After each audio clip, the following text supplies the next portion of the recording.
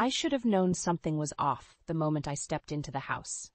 An eerie silence hung in the air, a stark contrast to the usual bickering between my husband Connor and his son Alex. Instinctively, I moved closer to the study, the voices becoming clearer with each step. "It's the perfect solution. She'll never suspect a thing." Connor's muffled tone resonated, laced with an unsettling smugness. My heart raced as I pressed my ear against the door, Alex's voice joining the sinister exchange. "You're certain this poison will work gradually? I don't want her dying too quickly before we can access those assets." I gasped, clapping a hand over my mouth to muffle the sound. My mind whirled, struggling to process the unthinkable words they had uttered, a heinous plot against my very life. The doorknob twisted and I scrambled away, my breath catching in my throat as Connor emerged. His eyes narrowed slightly at my presence before a sickening smile stretched across his lips. "There you are, dear. Alex and I were just discussing some business matters." Lies dripped from his forked tongue like venom as Alex slinked out behind him, his reptilian gaze sizing me up like a prize to be claimed. "Is everything all right?" Connor asked with feigned concern, placing a clammy hand on my shoulder. "You look a tad pale." I swallowed hard, mustering every ounce of composure to disguise the maelstrom of emotions raging within me. Fear, anger, disbelief, they swirled together in a toxic concoction, threatening to spill over with the slightest provocation. "I'm fine," I lied through gritted teeth, offering a tight-lipped smile that concealed the churning turmoil. "Just feeling a bit lightheaded, that's all." Connor's brow furrowed with mock worry as he ushered me towards the kitchen. "Why don't you sit down and have some water? I'll whip up something for you to eat." The hairs on the back of my neck stood on end as his words took on an insidious new meaning. Was this the beginning of their twisted scheme? Would they truly stoop so low as to poison me, their own family, for financial gain? I watched in tense silence as Connor busied himself at the counter, his movements almost mocking in their nonchalance. A glance towards Alex revealed his eyes fixated on me, a sinister glint dancing within their depths like a predator eyeing its defenseless prey. In that moment, a fire ignited within me, a fierce, uncompromising blaze that would not be extinguished. I would not be the victim in this twisted tale. I would be the architect of their undoing. Gripping the glass of water, I met Connor's gaze with an unwavering stare as he approached. A silent challenge burned in my eyes, one he seemed oblivious to in his arrogance. "Drink up, sweetheart," he cooed, that sickening smile never faltering. "You'll be feeling better in no time." As I raised the glass to my lips, a single thought crystallized with resolute clarity. If it was war they wanted, it was war they would get, and I would show no mercy in dismantling their vile scheme piece by wretched piece until justice and retribution were finally served. In the days that followed, I became a silent observer, my ears pricked for any shred of information that could aid my cause. Connor and Alex seemed to carry on as usual, their facade of normalcy only strengthening my resolve. It was Eva, my dearest friend, who provided the first glimmer of hope. Over coffee one afternoon, I finally confided in her about the harrowing conversation I'd overheard, the words tumbling out in a torrent of anger and disbelief. Her eyes widened with horror, but her resolve never wavered. "We need to gather evidence, Lyla, build an airtight case against those snakes." I nodded, the first twinges of purpose igniting within me. Eva was right. I couldn't simply confront them without proof. I needed ammunition, and I needed it fast. That evening, I took stock of our finances with renewed scrutiny. Missing funds, suspicious transactions, hidden debts, the trail of deceit woven by Connor and Alex gradually revealed itself bit by bit. "You seem awfully focused on those statements," Connor remarked over dinner, his tone laced with artificial nonchalance. "Anything interesting?" I met his gaze levelly, unwilling to betray the hatred simmering beneath the surface. "Just doing a little financial housekeeping." His brows rose in mock surprise before he shrugged, returning his attention to the meal before him, the very picture of apathy towards my growing suspicion. In the ensuing weeks, I became a master of deception, feigning illness while meticulously cataloging every illicit transaction, every underhanded move made by those snakes. All the while, I leaned on Eva, her steadfast support and strategic counsel proving invaluable. "We're getting closer," she assured me one evening as we pored over the mounting evidence. Soon, we'll have everything we need to bring them down. Connor's smug indifference only added fuel to the fire burning within me. Did he truly believe I was some wilting flower, too feeble and foolish to unravel his tangled web of lies? He was gravely mistaken. It was Alex, however, whose malice truly sent tendrils of ice through my veins. I witnessed firsthand the contemptuous glares he aimed my way, the undisguised loathing simmering in those cold, dead eyes. "Better watch your back," he muttered under his breath as he brushed past me in the hallway one day. "Wouldn't want anything unfortunate to happen." The pointed remark was a harsh reminder of the venom coursing through their veins, a poisonous hatred that threatened to consume us all if left unchecked. But I was no fragile victim to be cowed by such thinly veiled threats. I was a woman reborn, fueled by a thirst for justice too long denied. With Eva's help, I would tear down the facade of lies they'd so carefully constructed, exposing the rot that festered at their very core. One by one, I would dismantle their lives, just as they had aimed to destroy mine. It was only a matter of time before the depraved depths of their betrayal came to light. And when that day arrived, I would be waiting, not with fear, but with the cold, hard promise of retribution. With each passing day, I immersed myself deeper into the role fate had cruelly thrust upon me, that of the overlooked, ailing wife. It became a twisted charade, one that allowed me to secretly advance my plans while flying completely under Connor and Alex's radar.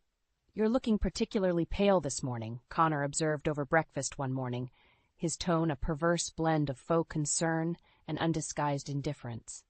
I offered a weak smile, feigning a weariness that would soon become my reluctant ally. "Just feeling a bit drained lately." His gaze drifted back to his plate with a dismissive shrug. "Well, you'd better rest up. We've got the Benson event this weekend, and I can't have you embarrassing me in front of potential clients." The words oozed with thinly veiled condescension, but I bit back the torrent of rage bubbling within me.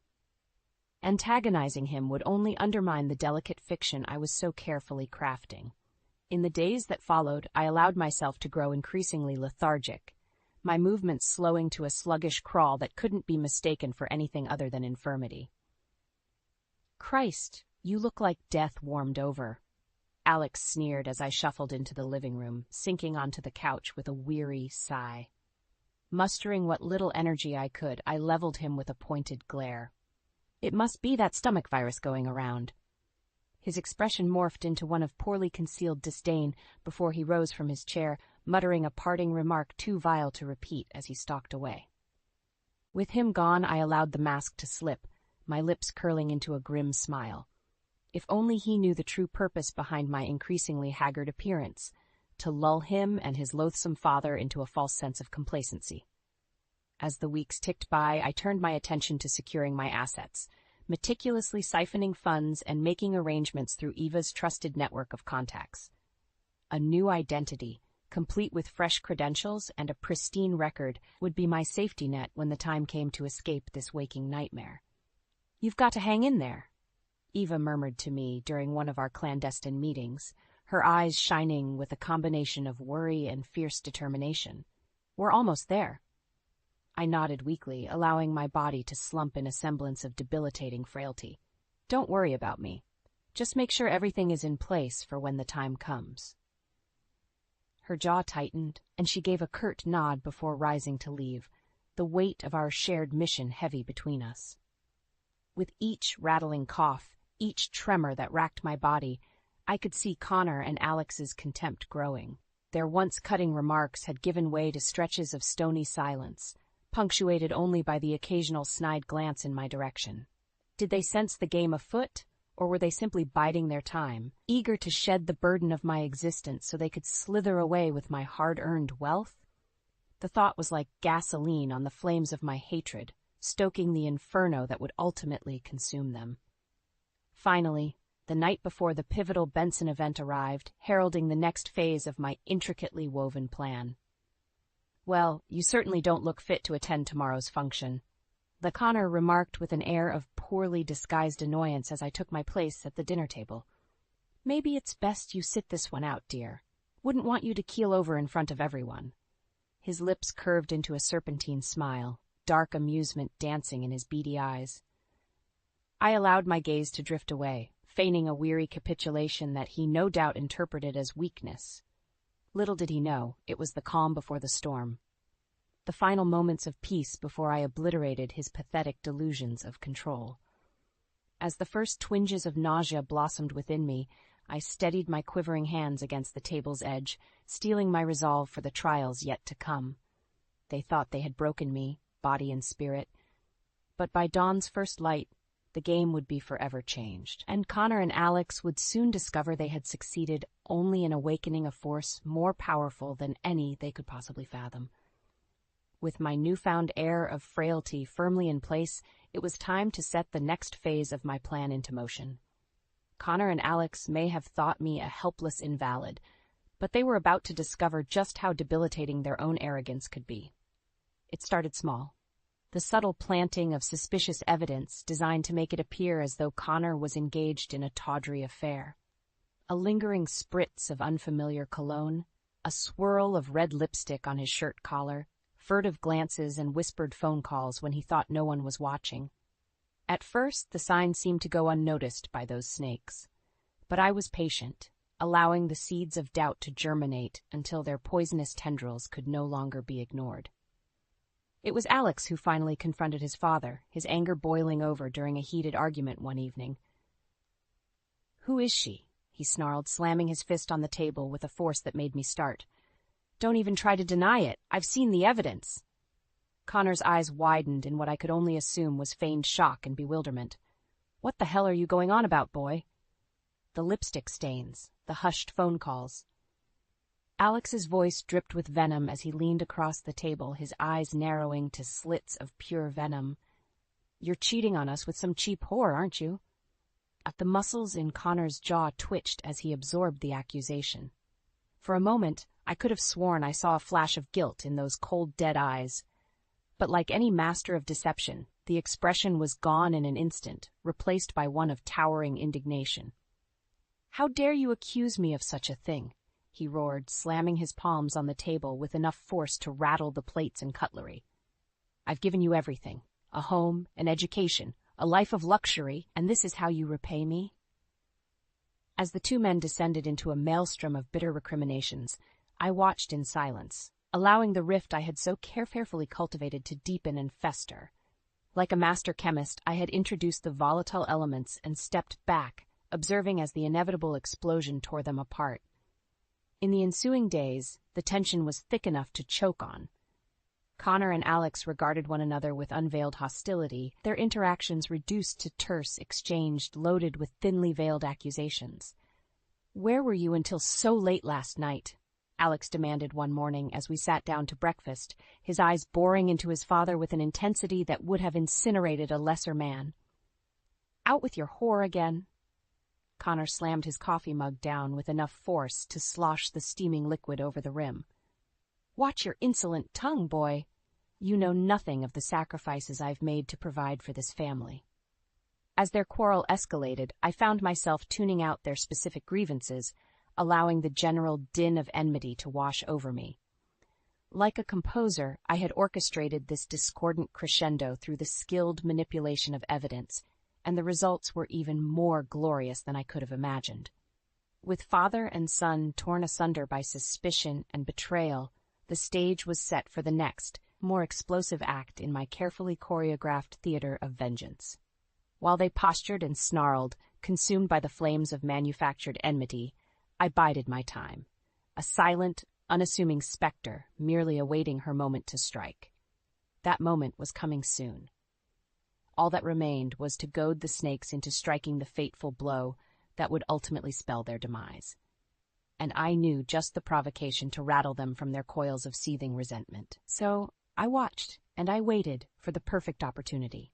And when it came, I would be ready to deliver the grand performance of a lifetime.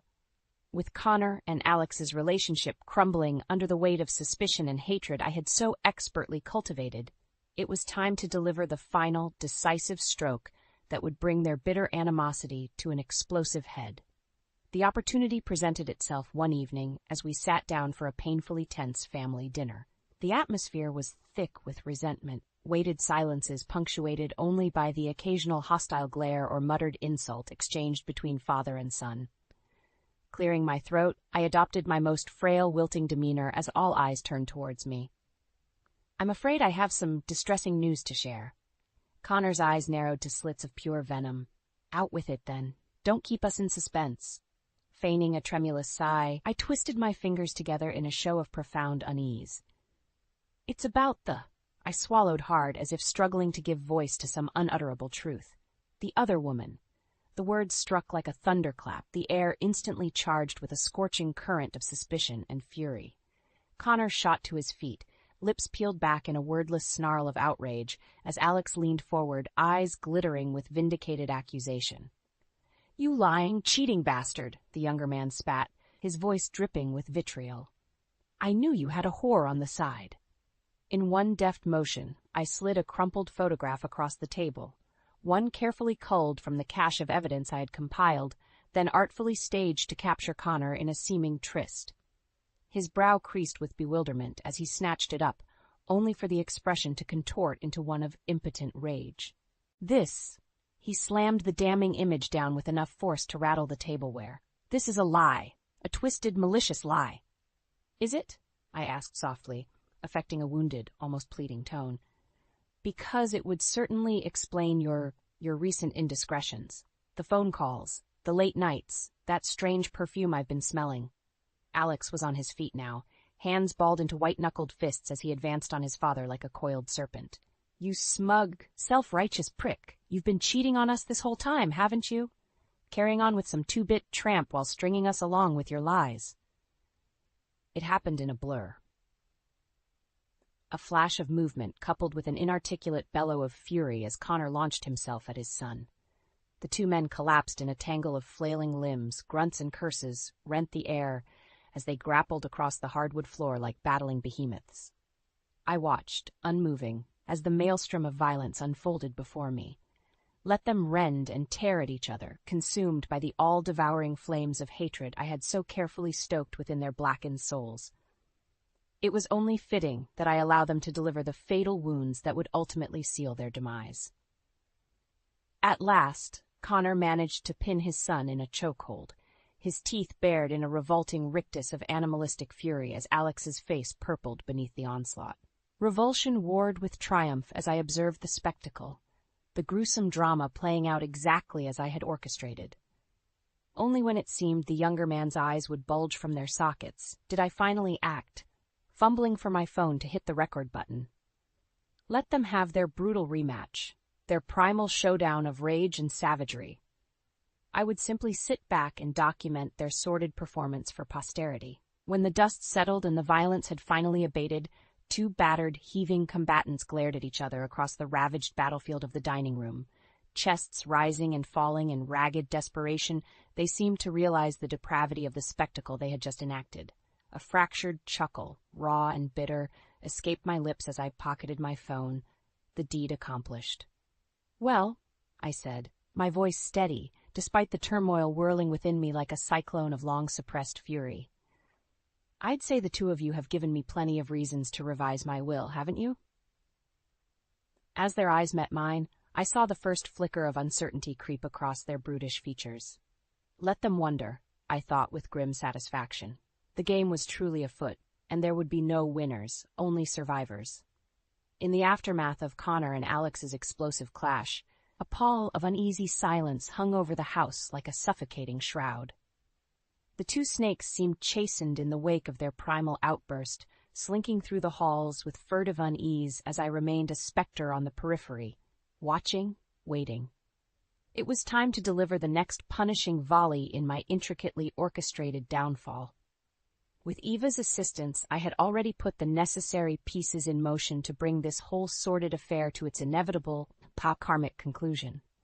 The first salvo came in the form of an urgent summons from Dr. Harris, our longtime family physician. I arrived at his office feigning a mask of profound frailty, clutching Eva's arm for support as I shuffled inside like a woman treading the precipice of oblivion. "Ah, Lyla," the doctor murmured, rising to greet me with solicitous concern etched into his weathered features. "I'm afraid the test results aren't good." My eyes widened with a pantomime of innocent alarm. "What do you mean? What's wrong?" Dr. Harris shook his head, expression grave. "It would appear your condition is more advanced than we initially feared. I'm so very sorry, my dear."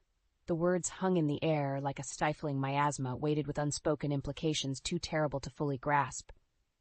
Beside me, Eva sagged against my shoulder, overcome with exaggerated emotion as I struggled to maintain my composure. It was all an intricate fiction, of course, a carefully constructed narrative designed to lure Connor and Alex into a state of utterly disarming vulnerability before delivering the coup de grace. Still, I could not resist a flicker of dark satisfaction at the evident torment contorting the doctor's features.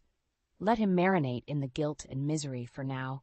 Soon enough he would learn I had merely engaged him as an unwitting actor in my grand theater of retribution.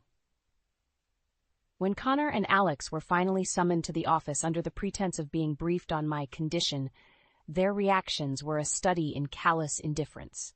While Eva openly wept beside me, their faces remained chiseled masks of stony impassivity, utterly devoid of anything resembling human compassion or empathy.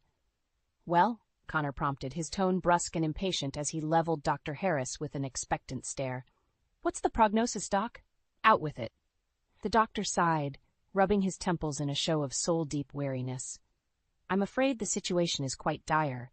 The tests indicate that Lyla's condition is terminal and progressing far more rapidly than we could have anticipated."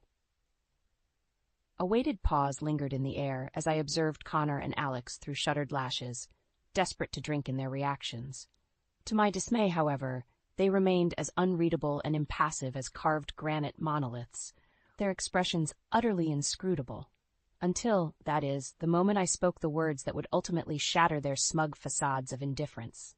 "Given the circumstances," I said, my voice a tremulous whisper that still managed to command the room's attention, "I've decided to amend my will, effective immediately." Connor's head whipped towards me, eyes narrowing to serpentine slits of pure avarice. "Oh, and just what changes did you have in mind, dear?" A tremulous exhalation, punctuated by a sickly, bone-rattling cough that doubled me over, draining what little color remained from my ashen features. When I finally straightened, clutching Eva's arm for support, a muscle twitched in the hinge of Connor's jaw, the barest, flickering betrayal of the disquiet roiling within him. My entire estate, my gaze drifted across them with pointed finality, is to be awarded to the Wilkinson Charitable Foundation upon my death. The silence that followed was deafening, cavernous, charged with a tension so palpable it seemed to suck the very air from the room.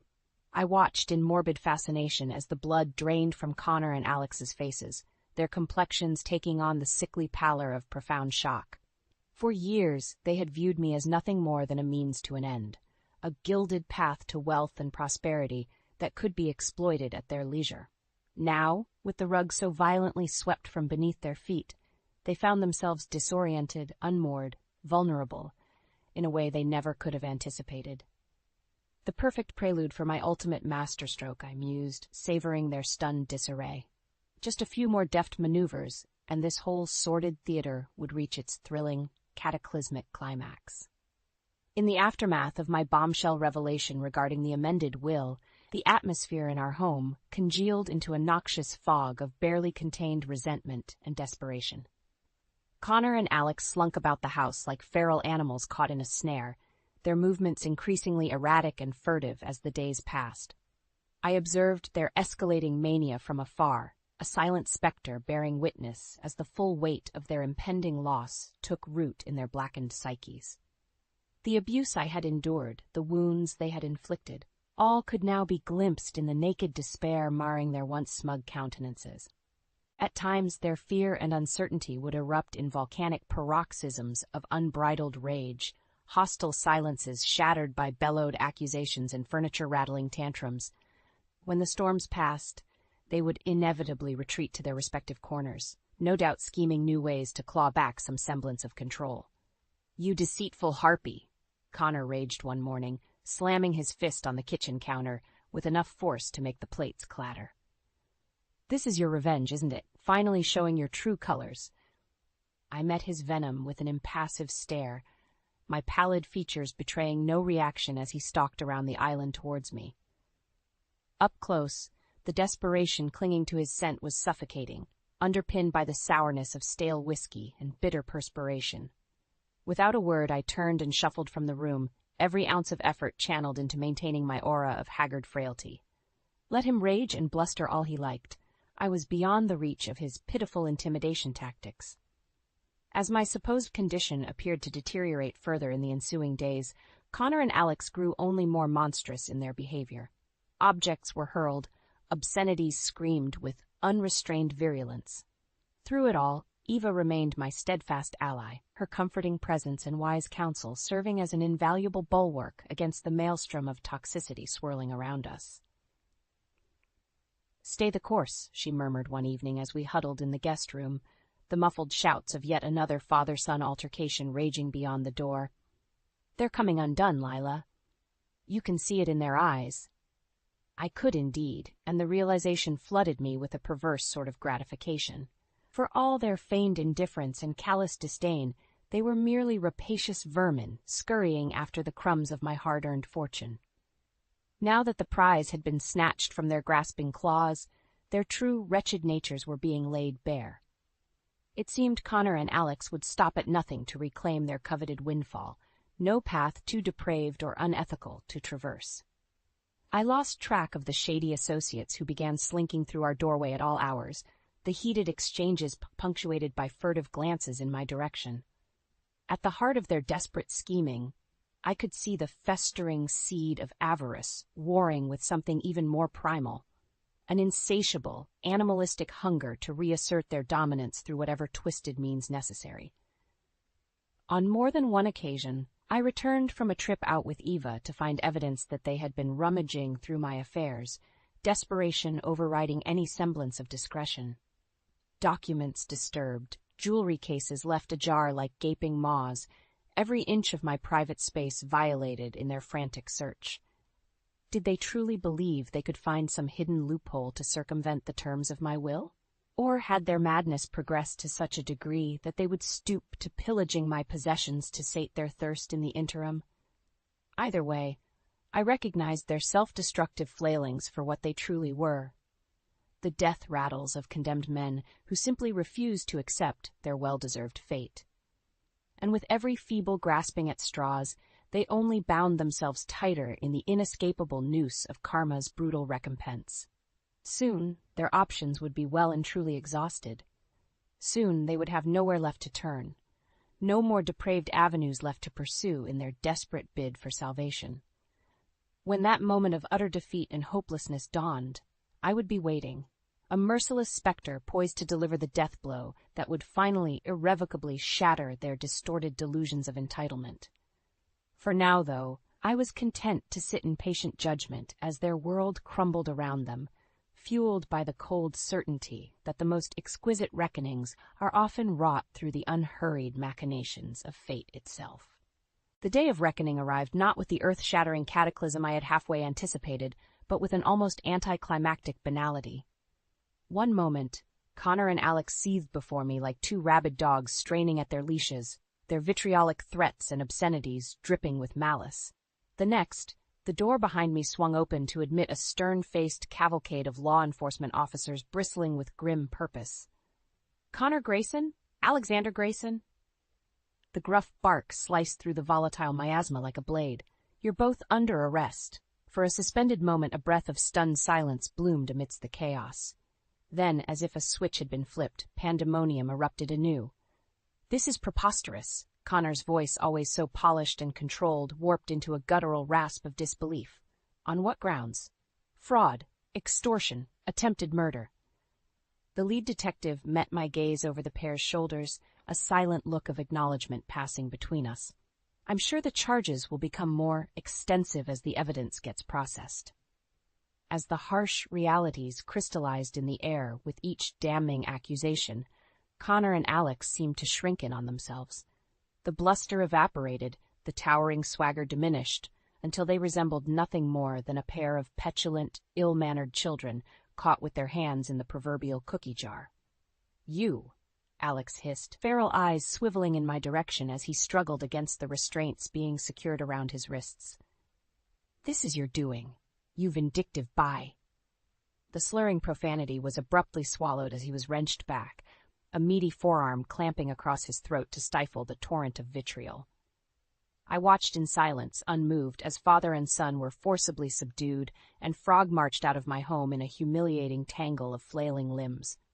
Their baleful glares scorched my unruffled facade like twin blowtorches of pure, undistilled hatred. But I felt nothing. No fear, no anger, no pity.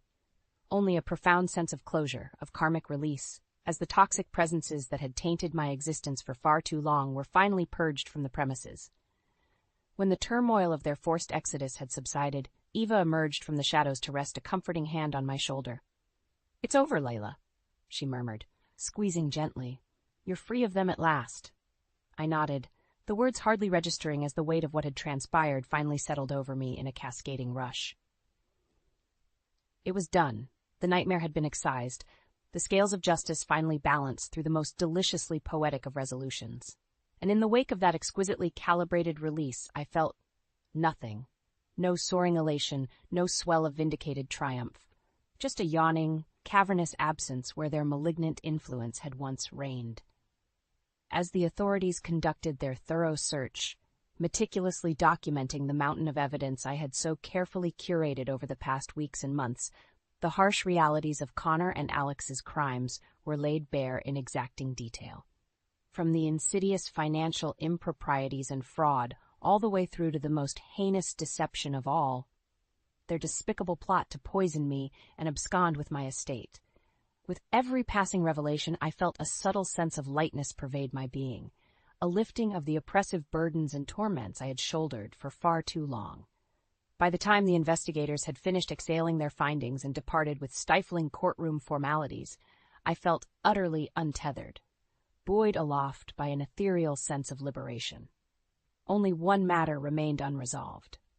When Dr. Harris arrived at the house much later that evening, his features were etched into a mask of harrowed apprehension.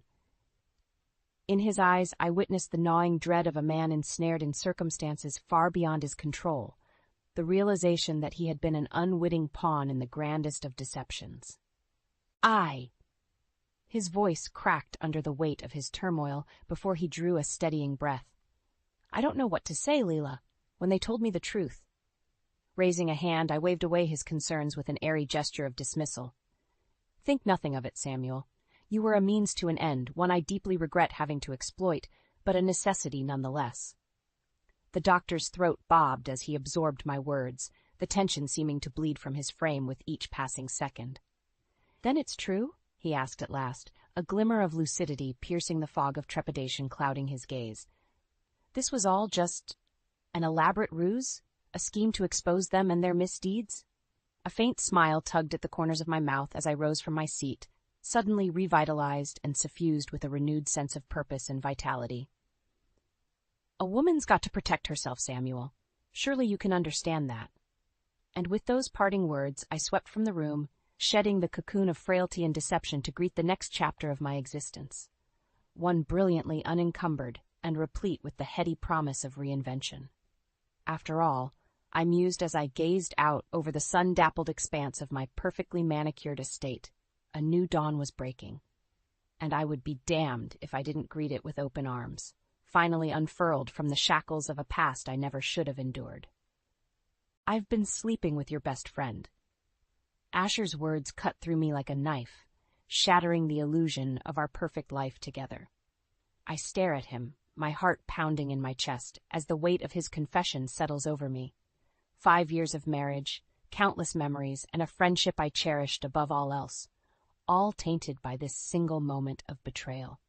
Natalie, my closest confidant, the person I trusted with my deepest secrets, had been lying to me for God knows how long. Asher's face is a mask of cold indifference as he watches me process his words. "I want a divorce, Evelyn. It's over." Anger, hot and fierce, surges through my veins. "How could you do this to me, to us? We had a life together, Asher. We had plans, dreams." He scoffs, shaking his head. "Plans, dreams. You've been so focused on your career, Evelyn, that you've forgotten what it means to be a wife. I needed more than a roommate who occasionally shares my bed. His words sting, but I refuse to let him see how deeply they cut. And Natalie, how long has this been going on behind my back? Asher has the decency to look away, a flicker of shame crossing his features. A year. It started as a friendship, but it grew into something more.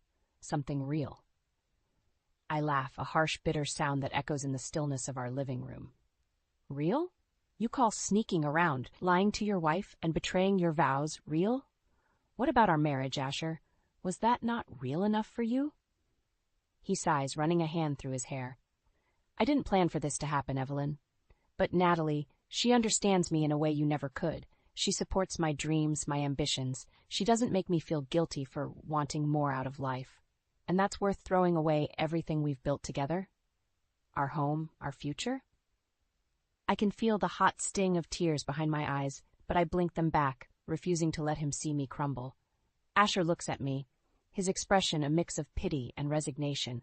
I'm sorry, Evelyn, but I can't live a lie anymore. I want a divorce, and I'm going to start a new life with Natalie. The finality in his words hits me like a physical blow. In an instant, my world has been turned upside down. Everything I thought I knew, revealed as nothing more than a carefully constructed facade. As Asher turns to leave, I call out, my voice trembling with barely contained rage. This isn't over, Asher. I won't let you walk away from our marriage without a fight. You and Natalie will pay for what you've done. He pauses, his hand on the doorknob, and looks back at me. Do what you need to do, Evelyn. But it won't change the fact that I've made my choice. I'm sorry it had to end this way. With that, he's gone, the door closing behind him with a soft click. I sink to the floor, my legs no longer able to support me, as the tears I've been holding back finally break free. In the silence of our once shared home, I make a vow to myself. I will uncover the truth behind their betrayal, and I will make them regret the day they chose to deceive me. I confront Asher, my anger simmering just beneath the surface. You blame me for your infidelity? How dare you, Asher? We both had demanding careers, but I never once considered betraying our vows. Asher's eyes narrow, his voice dripping with condescension. You were always too busy, Evelyn, too focused on your own success to notice that our marriage was crumbling. Natalie was there for me when you weren't. I supported your career, your ambitions. We made decisions together, Asher. We agreed to wait on starting a family until we were both ready. My voice rises, frustration and hurt bleeding into every word. A cruel smile plays on Asher's lips. Well, I'm ready now. Natalie's pregnant, and I'm going to marry her. We're going to have the family I always wanted, the family you were too selfish to give me. His words hit me like a punch to the gut, stealing the air from my lungs. Pregnant? You got her pregnant while we were still married? How could you be so reckless, so irresponsible? Asher shrugs, his indifference a sharp contrast to the turmoil raging inside me. It happened, Evelyn, and I'm not going to apologize for it.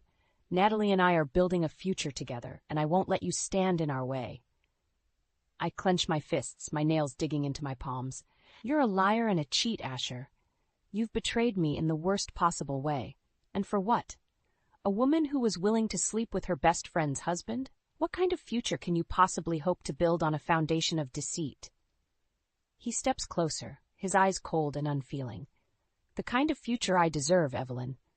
One where I'm not constantly being held back by a wife who can't see beyond her own ambitions. Natalie understands me, supports me in ways you never could. And you think that justifies your actions? You think that gives you the right to destroy our marriage, to shatter the trust I placed in you? My voice cracks, the weight of his betrayal threatening to crush me. Asher's face hardens, his words laced with venom. I'm done living a lie, Evelyn. I'm done pretending to be happy in a marriage that's been dead for years. You can have your divorce, but don't expect me to go down without a fight. I'll make sure you regret ever trying to stand in the way of my happiness. Happiness? I laugh, a bitter, broken sound. You think you'll find happiness with a woman who betrays her best friend? You're delusional, Asher, and I promise you this. I will uncover every lie, every secret, every dirty little detail of your affair.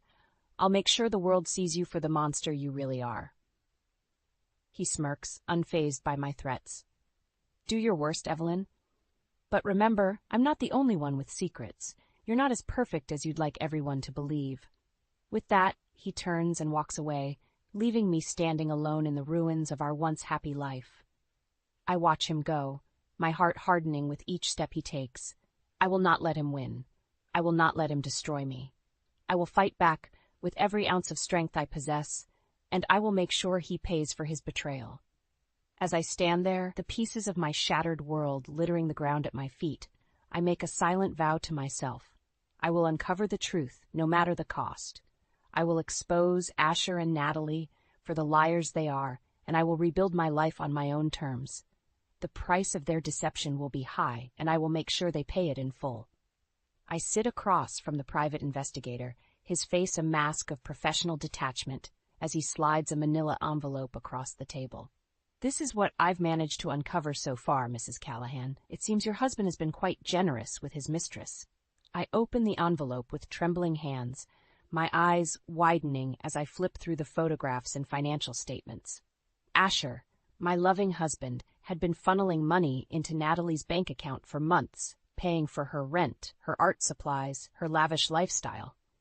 How long has this been going on? I ask, my voice barely above a whisper. The investigator leans back in his chair, his eyes filled with a mixture of pity and understanding. From what I can tell, the payment started about 6 months ago, right around the time your husband started spending more late nights at the office. I nod, the pieces of the puzzle falling into place. Asher's sudden distance, his increasingly cold demeanor, all signs I had foolishly ignored in my desire to believe in the sanctity of our marriage. Thank you, I say, sliding the envelope back across the table. I appreciate your discretion in this matter. He nods, rising from his seat. Of course, Mrs. Callahan. If there's anything else I can do to assist you, please don't hesitate to call. I leave the investigator's office, my mind reeling with the evidence of Asher's betrayal. But I know confronting him directly will only lead to more lies, more denials. No, I need to go straight to the source. I need to speak with Natalie. I find her at her studio, her once vibrant paintings now twisted and dark, reflecting the turmoil of her own guilty conscience. She looks up as I enter, her eyes widening in surprise and fear. "Evelyn, what are you doing here?" she asks, her voice trembling. I hold up the envelope, my eyes hard and unforgiving. "I know about the money, Natalie. I know Asher's been supporting you, paying for your life while he was still married to me." She pales, her hands twisting nervously in front of her. I can't explain, Evelyn. It's not what you think." "Really?" I laugh, a harsh, bitter sound, because it looks like my husband has been having an affair with my best friend, all while lying to my face and pretending to be the perfect devoted spouse. Natalie's eyes fill with tears, her voice breaking as she speaks. "He promised me, Evelyn. He said he was going to leave you, that we were going to start a life together. He said he loved me." I shake my head, my heart hardening with each word she speaks. "And you believed him? You thought he would actually leave his wife, his successful career, for a struggling artist who can't even support herself?" She flinches at my words, her shoulders sagging in defeat. "I know it was wrong, Evelyn. I never meant to hurt you. But Asher, he made me feel special, wanted. He said he needed me in ways you could never understand." "Needed you?" I scoff, my anger rising with each passing moment. "He needed a mistress, Natalie, someone to stroke his ego and make him feel like a man. But he never intended to leave me. He never intended to start a family with you." Her eyes widen, her hand instinctively going to her stomach. "But the baby. He said he wanted this child, that we were going to be a family." I laugh, a sound devoid of any humor. "Asher doesn't want children, Natalie. He made that clear to me from the start. He only wants what he can't have, and once he gets it, he loses interest. You're nothing more than a conquest to him, a way to prove his own virility." She crumples then, her sobs echoing off the walls of the studio. I watch her, feeling a twisted sense of satisfaction in her pain. She brought this upon herself, and now she must face the consequences. "I hope it was worth it, Natalie," I say, my voice cold and unfeeling. "I hope the price of your betrayal was worth the momentary thrill of being Asher's mistress. Because now, you'll have to live with the knowledge that you destroyed our friendship, our trust, for a man who never truly loved you." With that, I turn and walk away, leaving her to drown in her own tears and regrets. I have the evidence I need, the proof of Asher's lies and deceit, and I will use it to make sure he pays for every moment of pain he has caused me. I step into the sleek, modern office of Liam Hastings, the renowned divorce attorney known for his ruthless tactics and unparalleled success rate. He rises from behind his desk, his hand outstretched in greeting. "Mrs. Callahan, a pleasure to meet you," he says, his voice smooth and confident. "I've heard great things about your work as a lawyer. It's a shame we're meeting under such unfortunate circumstances." I take his hand, my grip firm and unyielding. "Please, call me Evelyn, and thank you for agreeing to take on my case. I need someone who isn't afraid to play hardball." Liam smiles, a glint of something dangerous in his eyes. "I assure you, Evelyn, I'm not in the business of playing nice. When my clients come to me, they expect results, and I deliver." We sit and I slide the manila envelope across his desk. "This is what my private investigator uncovered. Proof of my husband's infidelity and financial support of his mistress." Liam flips through the documents, his brow furrowed in concentration. "This is good, Evelyn. Very good. With this evidence, we can paint a picture of a man who not only betrayed his marriage vows, but also his financial responsibilities." I nod, my heart racing with the thrill of impending revenge. "There's more. I've uncovered evidence that Asher has been embezzling funds from our joint accounts, funneling the money into Natalie's bank account." Liam's eyes widen, a slow smile spreading across his face. "Embezzlement? Oh, this is going to be fun. We'll nail him to the wall, Evelyn. He won't know what hit him." We spend the next few hours poring over the evidence, strategizing our next moves. Liam is brilliant, his mind working in ways I never could have imagined. He sees angles I never considered, finds loopholes and technicalities that will work in our favor. As we work, I find myself drawn to him, to his intensity and his passion for justice. He understands the pain of betrayal, the anger that comes with being wronged by someone you trusted, and in that understanding I find a kindred spirit. "You know, Evelyn," he says, leaning back in his chair, "I've seen a lot of cases like yours over the years. Spouses who cheat, who lie, who think they can get away with anything. But you're different. You're a fighter. You're not going to let him win." I smile, feeling a warmth spread through my chest at his words. Damn right, I'm not. Asher thinks he can just walk away, start a new life with his mistress, and leave me to pick up the pieces. But he has no idea what's coming for him. Liam reaches across the desk, his hand covering mine. "We'll make him pay, Evelyn. Together. He'll regret the day he ever thought he could betray you and get away with it." I look into his eyes, seeing the fire and determination that mirrors my own. In that moment, I know I've found more than just a lawyer. I've found a partner, someone who will stand by my side and fight for what's right. "Let's do this," I say, my voice steady and strong. "Let's take him down." Liam grins, a wicked gleam in his eye. "With pleasure, Evelyn, with pleasure." As we continue to work, the hours ticking by in a blur of strategy and planning, I feel a sense of power coursing through my veins. Asher thought he could break me, thought he could shatter my world and leave me helpless. But he underestimated me. He underestimated the depths of my rage, the strength of my resolve. And now, with Liam by my side, I will make him pay for every lie, every betrayal, every moment of pain he has inflicted upon me. The price of his deception will be high, and I will collect every penny. I stand before Asher, my eyes blazing with the fury of 1,000 suns. In my hands, I clutch the evidence of his deceit. It's the proof of his betrayal. He looks at me, his face a mask of arrogance and disdain.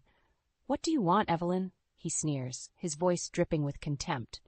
"I thought I made myself clear. We're done. I'm starting a new life with Natalie." I laugh, a cold, mirthless sound that echoes through the room. "Oh, you're done, all right, Asher, but not in the way you think." I toss the papers onto the table between us, watching as his eyes widen in recognition. "You thought you could hide your lies, your embezzlement, your sordid little affair. But you were wrong. I have proof of everything, Asher, every penny you stole, every promise you broke." He reaches for the papers, his hands trembling. This is nonsense, Evelyn. You can't prove anything." "Can't I?" I smirk, reveling in his discomfort. "I have bank statements, credit card receipts, emails, and text messages. I have a private investigator who has been tracking your every move, and I have a team of lawyers who are ready to take you down." Asher's face pales, his bravado crumbling before my eyes. What do you want, Evelyn? Money? The house? I'll give you whatever you want, just don't do this. I lean forward, my eyes locked on his. What I want, Asher, is justice. I want you to pay for what you've done, for the pain you've caused. I want you to suffer, just like I have suffered. He shakes his head, his voice desperate. Please, Evelyn, think about what you're doing. Think about our marriage, our life together. Our marriage? I scoff, my anger rising with each passing second. You destroyed our marriage the moment you decided to stick your dick in my best friend. You threw away our life together the moment you chose her over me. Asher's eyes narrow, his voice growing cold. You're making a mistake, Evelyn. If you go through with this, I'll make sure you regret it. I'll drag your name through the mud. I'll make sure everyone knows what a vindictive bitch you really are. I laugh, a sound full of bitter triumph. Go ahead, Asher. Do your worst. But know this, I have the truth on my side. I have the evidence of your lies and your betrayal. And I will use it to destroy you, just like you destroyed me. He stares at me, his eyes full of hatred and fear. You'll never win, Evelyn. I'll fight you every step of the way. I smile, a cold, cruel twist of my lips. Bring it on, Asher. I'm ready for war. With that, I turn and walk away, my head held high. I feel a sense of power coursing through my veins, a sense of purpose that I haven't felt in years. Asher thought he could break me, thought he could shatter my world and leave me helpless. But he was wrong. I am stronger than he ever imagined, and I will not rest until he has paid for his crimes. I will not rest until he has felt the full of my vengeance. As I step out into the bright sunlight, I feel a sense of hope blooming in my chest. I have a long road ahead of me, a battle that will test me in ways I never imagined. But I am ready. I am ready to fight, to claw my way back from the brink of despair and emerge victorious. Asher and Natalie may have started this war, but I will be the one to finish it. And when the dust settles, they will know the true price of their deception. The shrill ring of my phone pierces the silence of my apartment. I glance at the screen, my heart skipping a beat as I see Natalie's name flashing across the display. I hesitate for a moment, wondering what fresh hell she has in store for me, before answering with a curt, "What do you want?" "Evelyn, please," she sobs, her voice thick with tears. "I need your help. The baby, she's not Asher's." I feel a rush of vindictive pleasure at her words, a sense of poetic justice that leaves me breathless. Well, I purr, my voice dripping with malice. It seems the tables have turned, haven't they, Natalie? She's quiet for a moment, her sniffles the only sound on the line. I know I don't deserve your help, Evelyn. I know what I did was unforgivable, but please, I have nowhere else to turn. Asher, he abandoned us. He said he wants nothing to do with me or the baby. I lean back in my chair, a slow smile spreading across my face. And why should I help you, Natalie?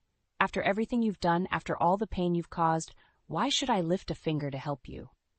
Because I have information, she whispers, her voice trembling. Information that could help you destroy Asher. I'll tell you everything, Evelyn. Every dirty secret, every lie he's ever told. Just please, help me. Help my baby. I'm silent for a long moment, weighing my options. On the one hand, the thought of helping Natalie, of showing her even an ounce of mercy, makes my stomach churn with disgust. But on the other hand, the promise of more ammunition against Asher, of more weapons to use in my war against him, is too tempting to resist. Fine, I say, my voice cold and hard. I'll help you, Natalie, but not for you, for your child, and in exchange you'll give me everything you have on Asher, every last scrap of dirt, every skeleton in his closet. Do we have a deal?